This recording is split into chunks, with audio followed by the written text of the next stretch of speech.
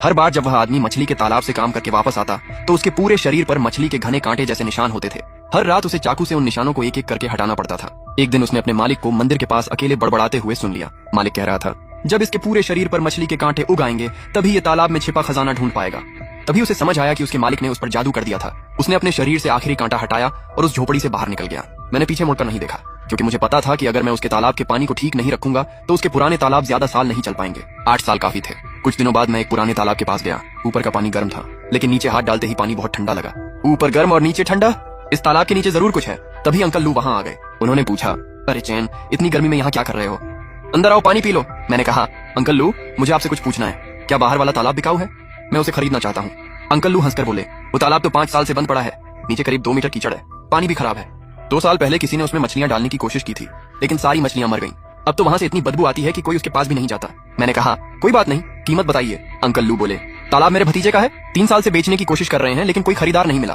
अगर तुम लेना चाहते हो तो 2 लाख युआन में ले लो। मैंने तुरंत पैसे निकाल कर कहा, अंकल लू, ये रहे 2 लाख, गिन लीजिए। अंकल लू हैरान रह गए। चिन, क्या तुम पागल हो गए हो? अपने पास भी कुछ पैसे रखो। मैंने कहा, अंकल लू, मुझ पर भरोसा रखिए, मैं ये तालाब जरूर लूंगा। जितनी ज्यादा बदबू है उतनी ही ज्यादा उम्मीद है कि इसके नीचे कुछ छिपा है। घर पहुंचते ही मेरी पत्नी सुयाओ ने गुस्से में कहा, चेन यान, क्या तुम पागल हो गए हो? हमने इतने साल पैसे बचाए थे और तुमने सारे पैसे इस गंदे तालाब पर लगा दिए। मैंने कहा, सुयाओ, ये तालाब करीब 13 एकड़ का है। अगर इसे सही तरीके से ठीक कर लिया तो ये बहुत अच्छा काम कर सकता है। वह बोली, ठीक किस पैसे से करोगे? तुमने हमारे सारे पैसे इस बदबूदार तालाब में लगा दिए।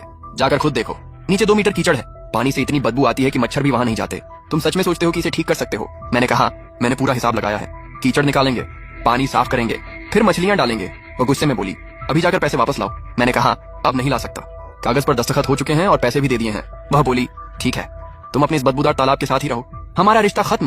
तभी मेरी माँ भी गुस्से में बोली, चैनियान, तुम इतने नालायक कैसे हो गए? इन 2 लाख में से 30,000 तो हमने रिश्तेदारों से उधार लिए थे। वो पैसे तुम्हारी शादी और पुराने घर की मरम्मत के लिए थे। तुमने सारे पैसे ऐसे ही बर्बाद कर दिए। मैंने कहा, माँ, मुझे पता है मैं क्या कर रहा हूँ। माँ बोली, तुम्हें कुछ नहीं पता, आज से मेरा तुमसे कोई बेटा वाला रिश्ता नहीं है, दोबारा यहाँ मत आना। अगले दिन मैंने गांव के हर आदमी से मदद मांगी लेकिन कोई भी तालाब की कीचड़ निकालने के लिए तैयार नहीं था। एक आदमी बोला, क्या तुम हमें पैसे भी दे पाओगे? दूसरा बोला, तालाब के नीचे सिर्फ कीचड़ है, मशीन अंदर गई तो खुद ही धंस जाएगी, हम ये काम नहीं करेंगे। जब कोई मेरी मदद करने को तैयार नहीं हुआ तो मैंने खुद काम करने का फैसला किया। 1 दिन, 2 दिन, 5 दिन, 10 दिन, आखिरकार मुझे यकीन हो गया। तालाब के ठीक नीचे ठंडे पानी का एक झरना था। मैंने सोचा, यहाँ स्टर्जन मछली पाली जा सकती है।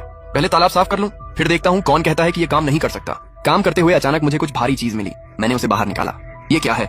वह सोना था। सोने की छड़ें, कंगन और मोती। मैं हैरान रह गया। ये सब मिलाकर तो करोड़ों रुपए के होंगे। मैंने खुद को शांत किया। चेनियान, पहले शांत हो, किसी को पता नहीं चलना चाहिए कि ये चीजें कहाँ से मिली। मुझे जल्दी काम करना होगा। 20 सोने की छड़ों की कीमत करीब 60 लाख युआन थी। कंगन और मोतियों की कीमत भी बहुत ज्यादा थी लेकिन मैं सब एक साथ नहीं बेच सकता था, लोगों को शक हो जाता। इसलिए मैंने सोचा, पहले सिर्फ एक